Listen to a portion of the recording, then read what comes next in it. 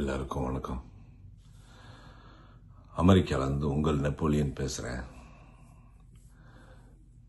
இன்றைக்கு ஜூன் 10 காலையில் ஒரு அதிர்ச்சி செய்தி எனக்கு வந்தது.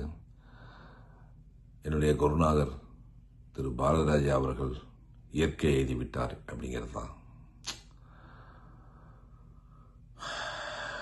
ரொம்ப நாளாக அவர் உடம்பு சேர்க்காமல் இருந்தார். நான் அடிக்கடி ஜனனிகிட்ட பேசிக்கிட்டே இருப்பேன். நல்லா இருக்கார் அங்கிள், அப்பா நல்லா இருக்கார் அங்கிள் சொல்லிக்கிட்டே இருப்பான். இந்த செய்தி கேட்டது கூட இது பொய்யா இருக்குமோ, இது ரூமராக இருக்கும். ஏன்னா ஒரு மாதத்துக்கு முன்னாடி கூட இதே மாதிரி ஒரு ரூமர் மாதிரி வந்தது. உடனே ஜனனிக்கு போயிடுச்சுனேன், இல்லை அங்கிள் அதெல்லாம் ஒன்றும் இல்லை அங்கிள், அப்பா நல்லா இருக்காங்க, ஏதோ ஒரு பொருளை கிளப்பிட்டாங்க அப்படின்னாங்க. அதே மாதிரி இதுவும் ஒரு பொருளியாக தான் இருக்கும் அப்படின்னு தான் நினச்சேன். ஜனனிக்கு உடனே ஃபோன் பேசினேன்.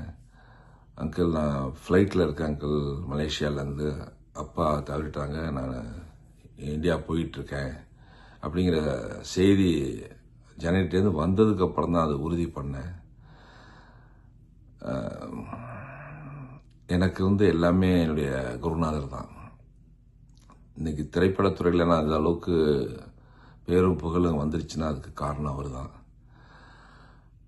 1990 முதல் அவரை சந்தித்த நாள்லேருந்து அவர் என்னை புது நெல் புது நாத்து படத்தில் அறிமுகப்படுத்தினதுலேருந்து 2 ஆண்டுகளுக்கு முன்னாடி என்னுடைய மகன் திருமணத்துக்கு போய் நான் அழைப்புதல் கொடுக்க வரைக்குமே எந்த ஒரு இதுவும் இல்லாமல் அந்த நட்பு அந்த உறவு அப்படியே ரொம்ப பலமாக இருந்துச்சு. இடையில் அப்பப்போ டைரக்டர் பல விஷயங்களுக்கு பொது சேவைகள் பண்ணும்போது பொது காரியங்களில் எனக்கு அவருக்கு நிறையா கருத்து வேறுபாடு வரும். நான் ஒன்று சொல்வேன், டைரக்டர் அவனுக்கு என்னடா தெரியும் சும்மாறா அப்படிம்பாரு. நிறைய விஷயங்கள் எனக்கு கருத்து வரும். ஆனால் டைரக்டரை என்றைக்குமே நான் விட்டு கொடுக்க மாட்டேன். அதில் இன்றைய வரைக்கும் நான் கடைப்பிடிச்சிட்டு தான் வரேன். என் லைஃப் முழுக்க அவரை நான் மறக்க மாட்டேன். எனக்கு அரசியலில் கலைஞர் அவர்கள் எப்படி குருவோ அதே மாதிரி சினிமாவில் என்னுடைய குருநாதர்னா அது பாரதிராஜா சார் தான். இயக்குனர் இமயம்னு பேர் எடுத்தவர், இயக்குனர் சிகரத்துக்கு நிகராக தமிழ் திரையுலகத்தில் ஆண்டவர். அவருடைய படைப்புகள்லாம் ரொம்ப அரிதானது. யாராலையும் அந்த மாதிரிலாம் திருப்பி கொடுக்க முடியாது. அவர் மாதிரி ஒரு நல்ல மனிதனை பார்க்க முடியாது. எத்தனையோ கலைஞர்களை அறிமுகப்படுத்தியிருக்கிறார், என்னை உள்பட. எனக்கு சினிமானா என்னன்னே தெரியாது, நடிப்புனா என்னன்னே தெரியாது. எனக்கு முதல்ல அந்த படத்தில் எனக்கு அறிமுகப்படுத்தி நடிப்பை சொல்லி கொடுத்து என்னை வளர்த்து ஆளாக்கியவர். அதுக்கப்புறம் கலைஞர் அவர்களுடைய தலைமையில் என்னுடைய குருநாதர் முன்னிலையில் தான் எனக்கு திருமணம் 1993 நடந்தது. என்னுடைய வாழ்க்கையில் ரொம்ப முக்கியமானவர், என்னுடைய குடும்பத்தில் ஒருத்தராக தான் அவர் நான் நினைக்கிறோம்.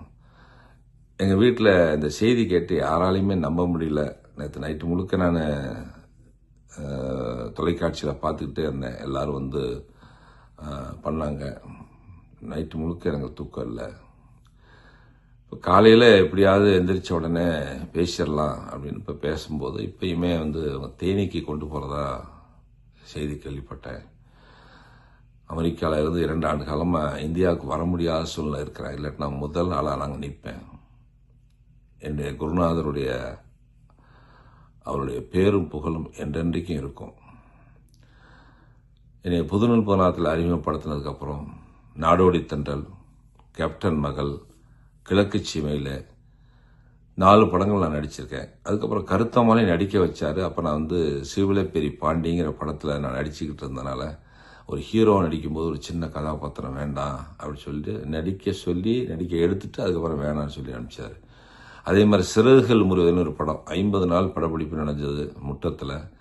அந்த படமும் பெப்சி படைப்பாளி சண்டையினால் அந்த படம் நின்று போச்சு.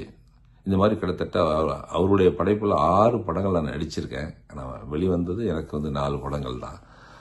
ஆனால் அது காலத்தால் அழிக்க முடியாத படங்கள்லாம் எனக்கு அமைஞ்சது. என்னுடைய குருநாதரை இப்போ ஒரு 3 மாதத்துக்கு முன்னாடி எனக்கு பேசினார். இப்படிலாம் இருக்கேன் அப்படின்னு நல்லா பேசினார். சரி, நான் அடுத்த மாதம் நான் எப்படியாவது பார்த்துடலாம் இன்னொரு 1 மாசத்துல வந்து பார்த்துடலாங்கிற மாதிரி ஒரு முடிவு எடுத்தேன். ஸோ அது மாதிரி இந்த ஒரு அதிர்ச்சி செய்தி எனக்கு வந்துருச்சு. என்னால் ஒரு அற்புதமான மனிதர். திரையுலகம் நமக்கு மிகப்பெரிய இழப்பை சந்திச்சுட்டு இருக்கு.